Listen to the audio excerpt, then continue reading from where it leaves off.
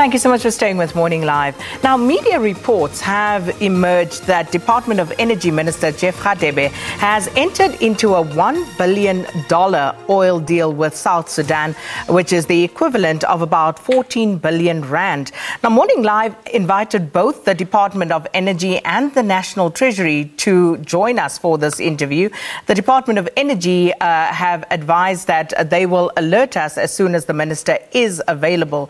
Treasury, however, responded via email saying that its officials have met with the Strategic Fuel Fund, or the SFF, and the Central Energy Fund, or CEF. And the SFF and the CEF had requested a meeting to understand what they need to do to meet the requirements of the Standard for Infrastructure Procurement and Delivery Management, according to the Public Finance Management Act, or the PFMA. Now, it's been agreed that the two will get back to Treasury for the necessary approvals, and that they had nothing more to say on the matter at this stage. So we have approached them. They have declined our invitation at this stage. So with us from Cape Town now is the General Secretary of the South African Federation of Trade Unions, or SAFTU, Zwelinzima Vavi, and we are pulsing them on their views on this particular matter. Mr. Vavi, good to speak to you again. Welcome to Morning Live. Good morning to you, Sakina, and to all of your listeners and viewers. So the weekend reports claimed, of course, that Treasury cannot afford this particular deal. Let's start there. Given the current economic status of South Africa, we hear about this deal that had been entered into. And before we even get to unpack the nitty-gritties and the legalities around it, what is your assessment, your view on us entering into a deal of this magnitude?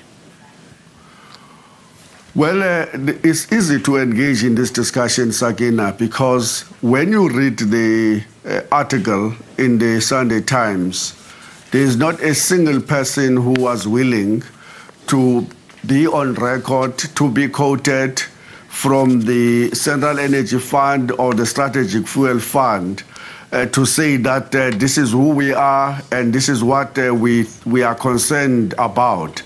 So from that point of view, it's a little bit tricky. But nevertheless, let's say that all the stories that eventually blow into our face of massive corruption in the government start with a whistleblower unable to come forward and present a story into the public because of fearing up reprisals. And therefore, we're taking this matter quite seriously, precisely because of the amounts that are being mentioned. A 14.5 billion rands in the context of South Africa's economy that have stagnated, that is expected to grow at 1.8 and now expected to grow even below that Reserve Bank estimations for 2019 is absolutely a worrying factor. Not at the time when government is going to be forcing government officials to go on an early retirement to the tune of 30,000 of them. Not at the time when the government is reducing the expenditure per child in education, reducing and cutting the expenditure in the health, resulting into disasters such as the life asset many as we have seen in the past years. Government have embarked on a very costly austerity program in response to the 2008-2009 world economic crisis. We are gasping for air as a result of those massive cuts. Now, when you see a 14.5 billion rands allegedly going to be spent on some refinery in South Sudan, unexplained into the public, and then the sources clearly talking within the department, as well as the CEF, go on record, even though they are faceless, to say that there is a memorandum of understanding that have been signed. The minister is not coming forward to say, here is the memorandum of understanding we have signed with the Sudanese. There's nothing to fear. When officials from the SFF go on record, even though without wanting themselves to be known, to say the type of oil or barrel that we're going to extract from South Sudan is not the type that we can use in the country. And when the officials, clearly speaking off the record from the CF, say we have not approved even the feasibility study and that the minister is talking about, and yet already 20 million rands have been spent. You've got to not to sleep at night once you hear all of those stories. And that's why, as SAFTU, we would like to make a call on the president to at least respond to the story. Tell us what is he going to do to assure the country that there is no money of taxpayers that is going to be spent willy-nilly without following the due processes in government. And secondly, the minister himself must come up in public and give us assurances. Firstly, publish the memorandum of understanding that he has signed, and so that we can be assured that we are not being forced into a deal that is not going to be beneficial to workers in the country and to the economy of South Africa. So, given your last statement there, Mr. Vavi, are we not perhaps being premature in our alarmist attitude towards this deal? Because there would be a school of thought that would say, we don't know the details of this alleged deal, so why are we jumping to conclusions? Why are we speculating? Should we not wait? You know what is the crisis in South Africa? Week in, week out, heavy allegations are presented into the newspapers, clearly by the whistleblowers, maybe sometimes from a factional point of view, wanting to have a go at a particular minister, and from a factional point of view, but at sometimes, and we have proven that over and over again, because these are genuine people who are concerned about procedures being not followed by ministers that are seen to be very powerful in government.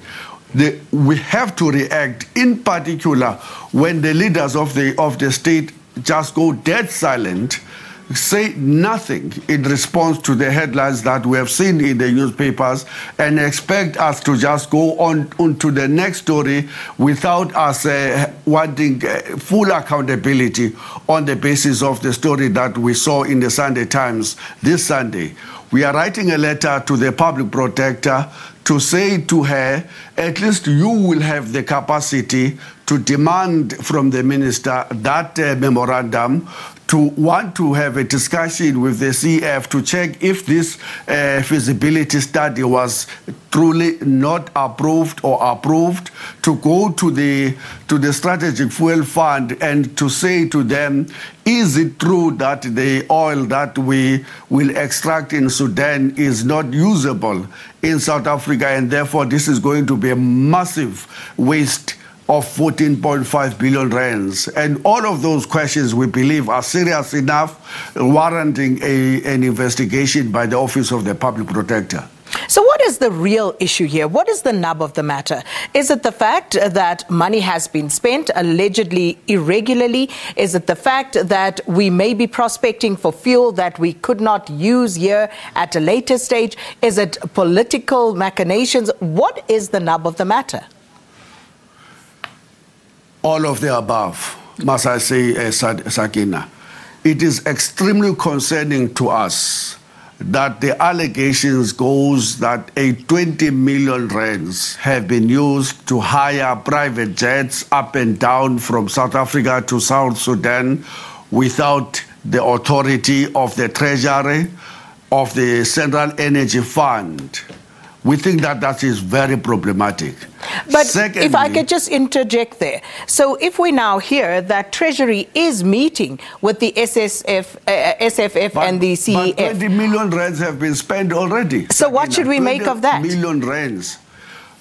We think that that's just a cover-up. As the story points out, that when the story now is blowing up into the public, suddenly there's a rush to meet with the Treasury to find a signature post the event The 20 million rands is not a small amount in our view, in the context of the crisis that you painted for South Africa's economy.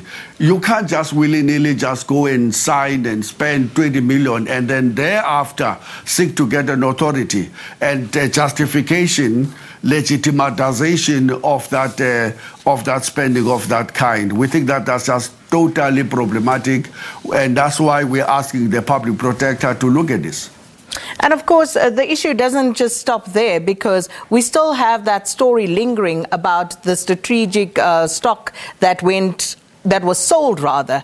And we're talking about 10 million barrels. And we were told that there was an investigation pending on that. Have you heard anything more about it? Absolutely nothing. This is the point that we are making.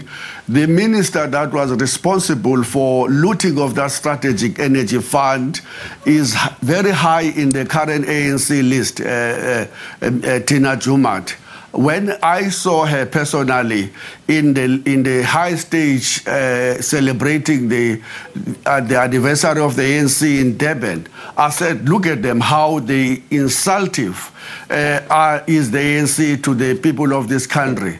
That a person allegedly cleaning the strategic reserves of the country is suddenly being presented to us as a person that we must elect come the 8th of May this year.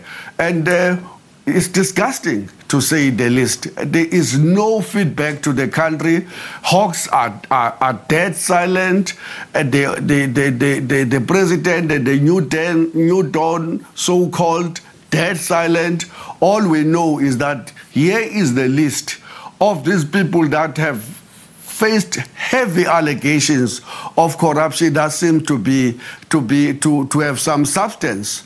Just going back to the list of the ANC, nobody raised an issue, it becomes a joke, and everybody says there's a new beginning. Nonsense.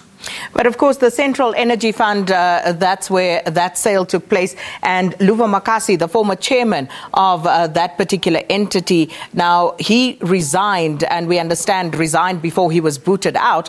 And this because he's accused of soliciting bribes on behalf of high-ranking ANC officials. So where does this leave the Central Energy Fund at this stage?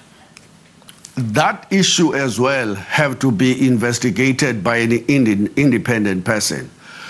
If Luvo Makasi is truly corrupt and that he have solicited bribes or have received bribes, why is he not being charged at the police station to face the music? That's a very big question that we're asking. And secondly, if you read in between the story, it is suggesting that there is a purging of officials that are seen to be resisting this 14.5 billion rand being spent in this refinery, building of this refinery in South Sudan. Is that true? We want the public protector to look at all of those questions. Well, Mr. Vavi, thanks so much for your time this morning. Zwelinzima Vavi, and he is, of course, discussing the media reports that the Department of Energy Minister Jeff Radebe has entered to a $1 billion oil deal with South Sudan, amounts to about 14.5 million South African rands. And as indicated, we did invite all the other relevant entities. We invited Treasury, we invited Department of Energy. They will come back to us, and as soon as they do, we will afford them the platform to tell us their side. Right, we're going to take a